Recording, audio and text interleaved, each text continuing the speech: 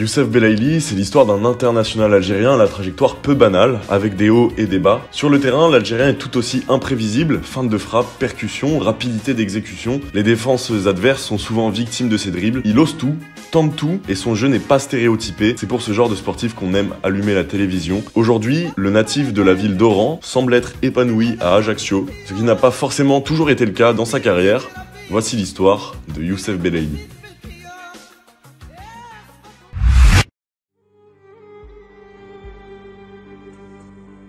Youssef Belaïli effectue ses débuts professionnels à Oran, dans sa ville natale. À tout juste 16 ans, l'Oranais est dans son élément, chez les siens. Il effectue un passage d'1 an à Borj Bou Arreridj, avant de revenir au MC Oran de 2010 à 2012, de ses 18 à ses 20 ans. Au terme de son aventure avec le club de sa ville, le journal El Hedaf le nomme meilleur espoir algérien de l'année 2012. La carrière de Youssef Belaïli est déjà pleine de promesses. L'international algérien franchit un cap continental. Cette même année, il tape dans l'œil de beaucoup de clubs africains. L'ES Tunis est l'heureux acquéreur du joyau algérien. 2 titres de champion de Tunisie remplissent l'armoire de Youssef Belaïli. À 22 ans, il privilégie un retour au pays de son enfance, l'Algérie. Belaïli est un joueur de l'USM Alger à partir de 2014. Les supporters du club de la capitale algérienne aiment Youssef Belaïli et le détestent aussi. C'est un joueur au talent inné, mais parfois frustrant. Il lui reproche son gros salaire, son irrégularité physique et énergétique sur le terrain. Parfois, sa condition physique et son hygiène de vie sont très bancales. Et ce genre de reproches, Youssef Belaïli les subit tout au long de sa carrière. Mais on peut tout pardonner. Youssef Belaïli est avant tout un joueur d'instinct. Sa passion, c'est le football, pas le football professionnel.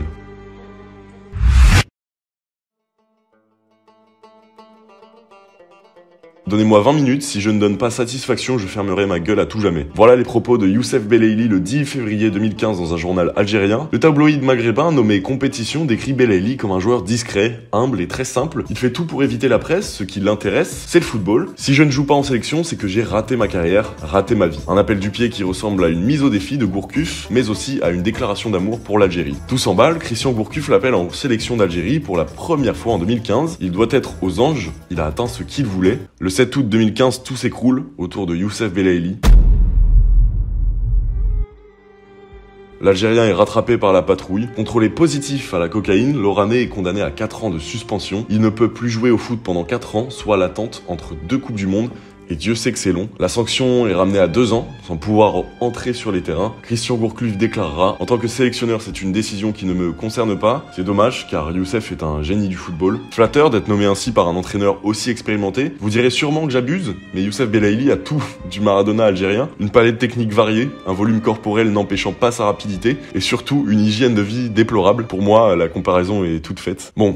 Reprenons. Après 2 ans d'absence sur les terrains, le SCO d'Angers tente le pari Belaïli. Un gros pari pour le club français. 2 ans sans jouer, âgé de 25 ans. Pas le profil rêvé pour un club de Ligue 1. Jugé à court de forme par Stéphane Moulin, Belaïli dispute une mi-temps sous le maillot angevin et s'en va après un clash avec la direction du club. Belaïli rentre en Afrique et retourne dans un club qu'il connaît très bien, malgré des discussions avancées avec un club amateur algérien. Preuve que Belaïli veut s'affranchir du monde professionnel à ce moment-là. À l'ES Tunis, il s'épanouit.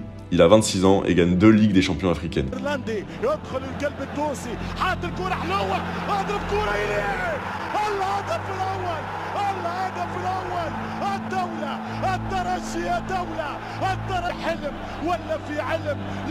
Entre-temps, Belaïli est appelé en sélection algérienne. Djabel Belmadi lui fait confiance. Le grand public le découvre lors de la Coupe d'Afrique des Nations en 2019. L'Algérie remporte le tournoi. Il en est un des artisans.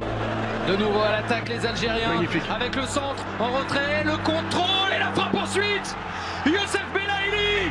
Seulement 2 buts, pas de passe décisive, mais un apport dans le jeu conséquent, amenant dribble, percussion et vision du jeu. Chacun de ces matchs est une ode au football, qualité de passe, extérieur, un jeu de fou. Sa palette technique est hyper variée. Maintenant qu'il a la lumière, Youssef Belaïli se fixe un nouveau défi, réussir là où il a échoué. Après 2 ans au Qatar et en Arabie Saoudite, Youssef Belaïli veut devenir un nom en Europe. C'est son souhait le plus cher, c'est sa quête. Nabil Djellit, journaliste et spécialiste du football algérien, déclare que Belaïli est quasiment aussi fort que Mahrez. Bon, il abuse peut-être un peu, mais niveau talent, ça peut vraiment se discuter. Et c'est alors que le stade brestois lui ouvre ses portes. Après des débuts difficiles, il s'impose en Bretagne et régale les supporters. La fin sera moins heureuse. Les anecdotes fusent sur le comportement anti-professionnel de l'international algérien. Le journal Le Télégramme rapporte l'état catastrophique de la maison louée par Belaïli. 50 50 000 € de travaux à opérer, tous les matelas à changer, maison chauffée à 28 degrés en permanence, mégots dans la baignoire et j'en passe. Il existe aussi une anecdote à confirmer, mais qui est rapportée par un média brestois sur Twitter. Belaïli aurait envoyé son cousin faire des tests médicaux à sa place pendant la préparation du stade brestois. Bref, ça se passe de commentaires. Et Der Zakarian, son entraîneur à Brest, décrit un homme gentil et agréable, un bon footballeur. Néanmoins, l'ex-coach de Montpellier, qui l'est redevenu hier, à l'heure où je tourne cette vidéo,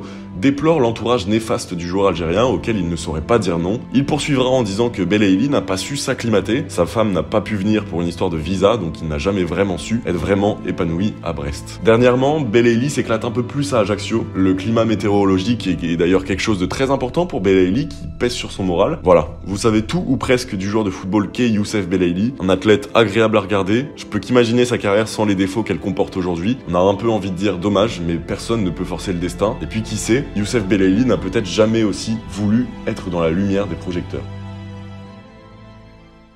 Voilà, la vidéo est finie. Je te conseille de t'abonner parce que évidemment c'est le plus important et je vous remercie de m'avoir écouté et moi j'ai des trucs à faire. Ciao.